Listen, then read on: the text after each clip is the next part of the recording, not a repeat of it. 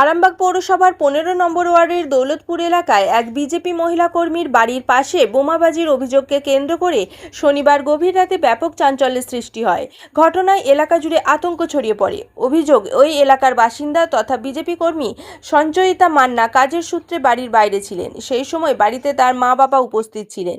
গভীর রাতে হঠাৎ কয়েকজন দুষ্কৃতী বাড়ির পাশেই বোমা ছুড়ে পালিয়ে যায় বলে অভিযোগ। সঞ্চয়িতা মান্না জানান, ঘটনার সময় আমি বাড়িতে ছিলাম না। হঠাৎ বিকট শব্দে বাড়ির লোকজন আতঙ্কিত হয়ে পড়েন।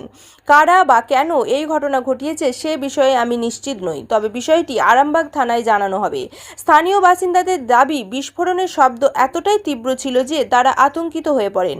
রাতের অন্ধকারে আচমকা এমন ঘটনায় এলাকায় ভয়ের পরিবেশ তৈরি হয়।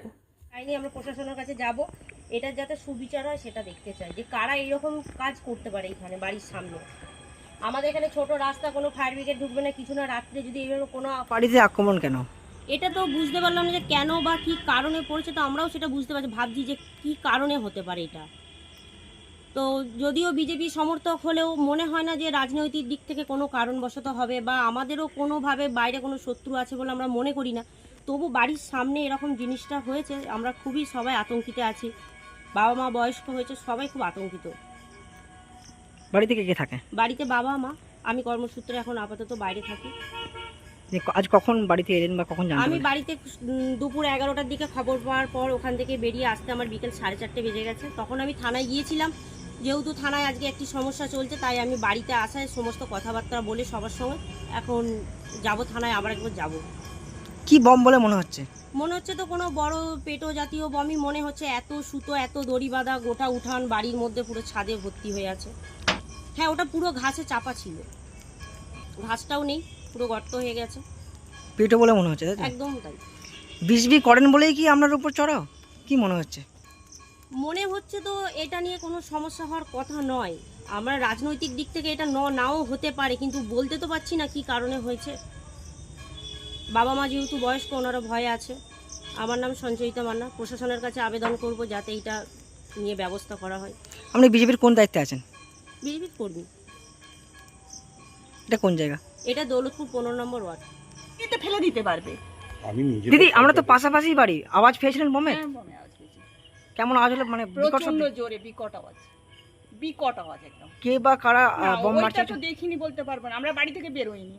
আমরা ঘুম ভাঙলো, জিজ্ঞেস করলাম, কেউ বা আমাদের বাড়ির লোক বললো যে টায়ার বাস্ট হয়েছে রাস্তাতে, শুয়ে পড়ো। সকালবেলা স্বপনদার স্ত্রী এসে বলছেন যে এরকম অবস্থা।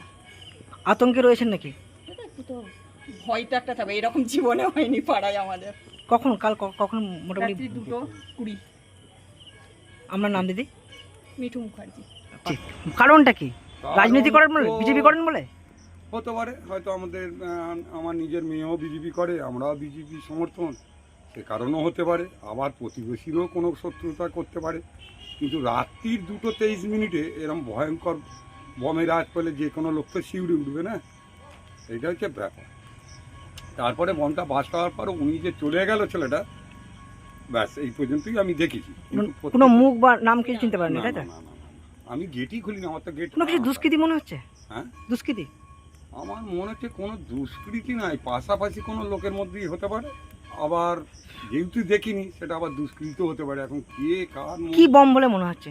ওটা পেটো, যেগুলো বিশেষ করে বলছি, এই যেমন বাস স্ট্যান্ডে যেমন ওই 2তলা থেকে বলে ওই টাইপের পেটো বম। একটা পেটো বম ফুটেছে এইখানে, তার ইয়েগুলো ওই দড়ির এগুলোকে ছুটে এসেছে উঠুনে। উঠুন থেকে আমার 1 তলার হাইটটা কতখানি, সেখানে 5 ইঞ্চি গাঁথনি আছে এক কোমর, সেখানেও উঠেছে। আমি আজকে পাতা ঝাড় দিচ্ছিলাম ছাতেতে, সেখানেও দেখছি বমের পেটোর সুতোগুলো পড়ে রয়েছে। এটা কোন জায়গা? এটা দৌলতপুর 15 নম্বর ওয়ার্ড, দৌলতপুর হালদারপাড়া। আর আমার নাম হচ্ছে স্বপন ঘোষ, আমি টোটো চালিয়ে খাই। আর রাজনীতি দলের সাথে যুক্ত বিজেপি? আর রাজনীতি বলতে বিজেপিরই সমর্থন দল। এই নিয়ে কি প্রশাসনকে জানাবেন?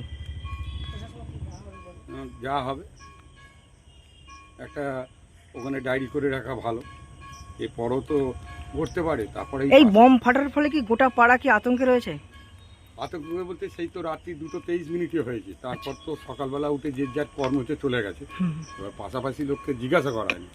কিন্তু সকালবেলা আমাকে মেয়েকে ফোন করার পর ওর মা যখন পাশের ঘরে বলেছে, তারাও বলেছে যে বম আজ পেয়েছি এবং তারা এখানে সরজমিনে দেখে গেল ঘাসবনটা যে কতটা স্কোয়ার নিয়ে ওটা বাস্ট হয়ে ক্ষতিচিহ্ন হয়েছে সেটা দেখে গেল। কিন্তু ওটা তো খারাপ, সবাই আওয়াজটাও পেয়েছে।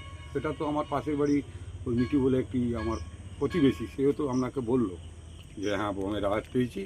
এটা কি অত্যাধুনিক সুসজ্জিত লজ সানা লজ আরামবাগের চন্দ্রবান হাই স্কুল ও পুরসুরার দিগুড়িঘাটের মধ্যবর্তী লঘু চকের মনোরম প্রাকৃতিক পরিবেশে গড়ে উঠেছে এই অনন্য ঠিকানা। বিবাহ, অন্নপ্রাশন, এনগেজমেন্ট বা যে কোনো সামাজিক অনুষ্ঠানের জন্য সর্বাধুনিক ব্যবস্থায় প্রস্তুত সানা লজ। রয়েছে পর্যাপ্ত গাড়ি পার্কিং সহ আধুনিক সব পরিষেবা, সবই আপনার সাধ্যের মধ্যে। আজই বুকিং করুন আপনার স্বপ্নের অনুষ্ঠানের জন্য আপনারই পছন্দের ঠিকানায়। সানা লজ, দিগুড়িঘাট ও চন্দ্রবান হাই স্কুলের সন্নিকটে লঘু চকে। যোগাযোগ শাহনওয়াজ মোল্লা, মোবাইল নাম্বার 9734754516, 9641092406।